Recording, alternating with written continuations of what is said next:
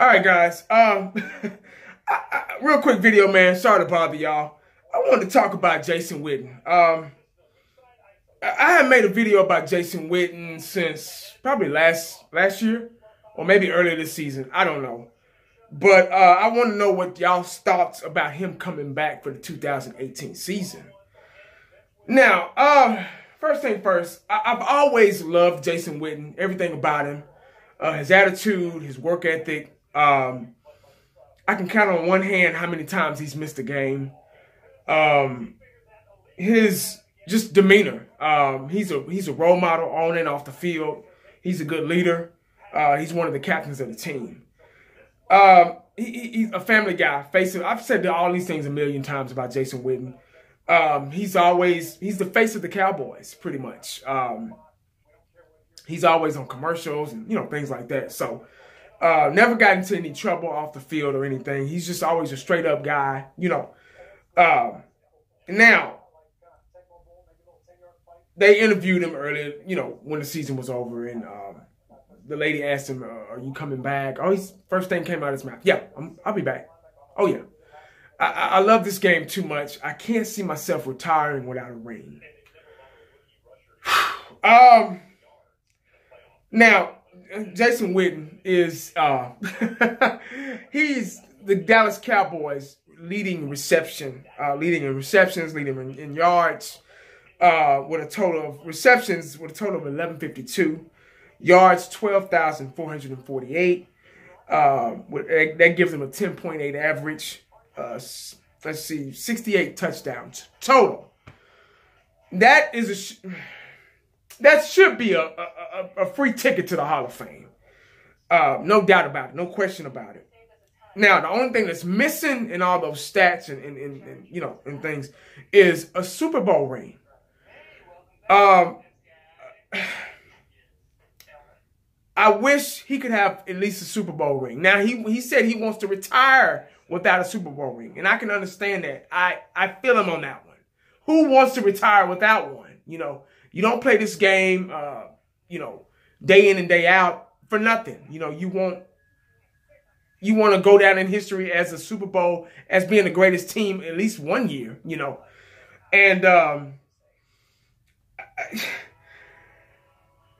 he's also one of those Cowboys that has, Jerry Jones is probably going to let him retire without a ring. And obviously his numbers this past season has declined. He had 63 receptions this year, 560 yards, 8.9 average, 5 touchdowns. Touchdown-wise, that's okay for a tight end. You want 5 and up, at least, in one season.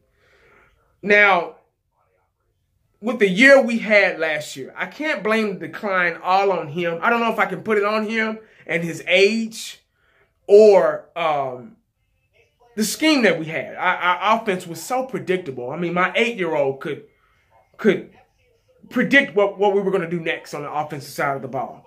It was that bad. Obviously, we had a rough season this year. Finished the season 9-7. And a lot of things, Zeke being out on suspension, and I can blame a whole bunch of things. But Jason will be 30. He's 35. He'll be 36 this year in May. And he signed earlier this season. I don't know if it was the beginning of the season, but he signed a 4-year extension. Now, that'll make him 40 when he retires, if he makes it that far. Who knows? A lot of guys are playing longer nowadays. But I understand his passion, his will, him wanting to still play. Now, when you start getting into your mid-30s, and I understand this better than anybody, I'm in my late 30s. You hear me? So, I understand that you still think you can do things. Your mind thinks you can do things, but your body tells you otherwise. I'm at that stage where I'm still pretty athletic. I try to keep myself in shape. I work out, 5 days a week. And my job is physical too, so I get an extra workout from that. I'm at that age where I still think I can do, my mind thinks I can do things, but my body's like, whoa. Like, back in the day, obviously I played football. And For example, I tried this the other day. Back in the day, I'm 5'9", you know. I could dunk a basketball in high school and in college. Now, just recently, probably about 2 weeks ago, I tried to at least touch the rim. Wasn't happening. It wasn't happening, not by a long shot. I tried to touch that rim, and it felt like some weights were on me and was holding me down. I was like, whoa, what the, you know. And also in high school and college, I ran a 4 something in the 40. I'm not going to say my time because y'all, oh, you're lying. You didn't run a 4, you know. But I ran a 4. I was pretty fast. I was pretty quick. I played cornerback and receiver and special teams. So you had to be fast to play those positions and start at those positions. So I tried to run the 40 the other day. It wasn't low 4s. It was like high 4s going into the 5s, goddamn. So I lost not a couple, about 3 or 4 steps. But that's once again thinking your mind that you can do it, and your body's like, My body at this point, and these are just examples, you know, for Jason. J.Witten, he's just 35. I got some years on him.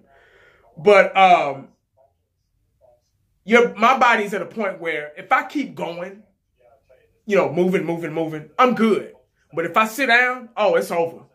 Because I gave my chance. Once I sit down and rest, I gave my body a chance to relax, to rest.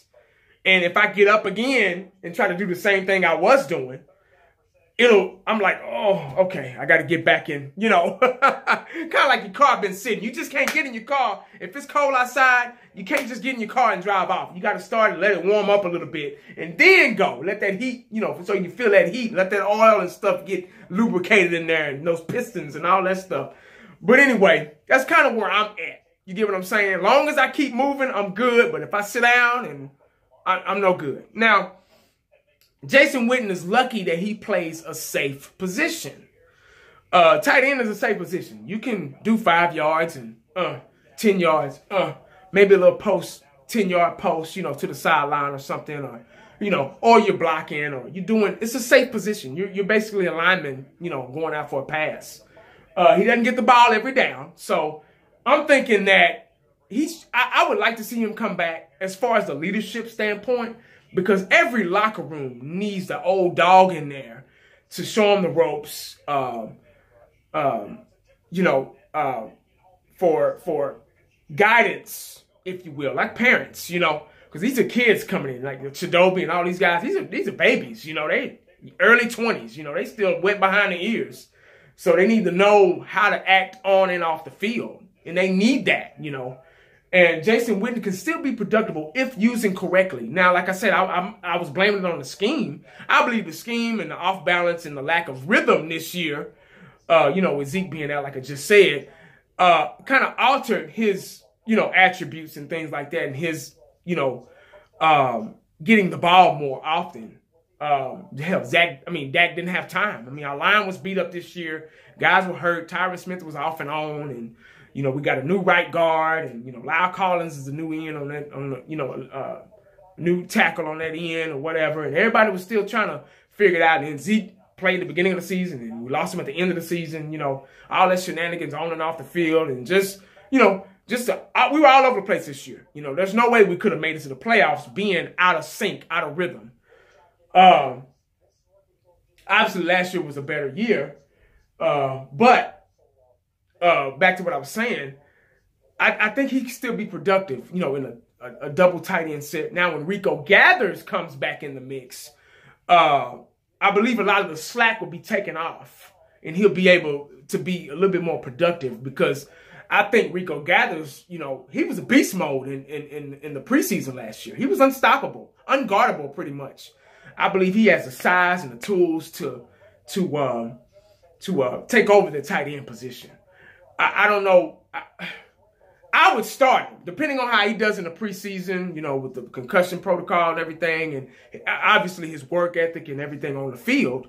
I would go ahead and start Rico, and I'd have J.Witten come in on third down, second and third down, and things like that, or double tight end sets, or, you know, maybe as a fullback, blocking or whatever. Whatever, however you can squeeze him in there, and get him some, get some productivity out of him, But as far as him being, that elite tight end, that's gone. And that's the sad part because, he, like in the interview, he said I can still play, man. I can still play at a high level.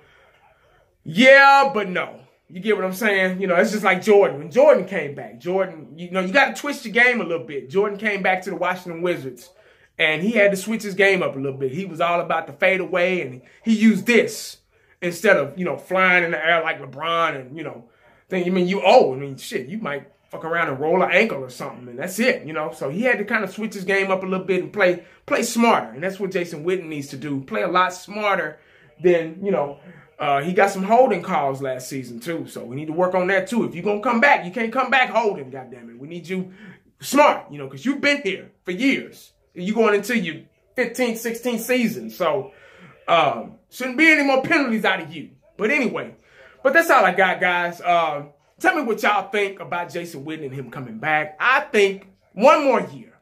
One more. I think they should, kind of alternate him and Rico and see where that's going to go. I think Rico will be a good fit, man. Hell, he's about the same height. Bigger, stronger, faster, more athletic, younger. He played basketball at Baylor, so he's a hell of an athlete.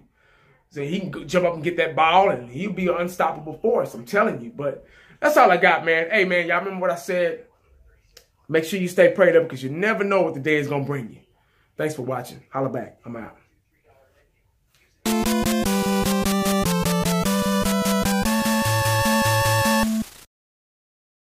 And the only thing else I got to say is, how about them Cowboys? Yeah!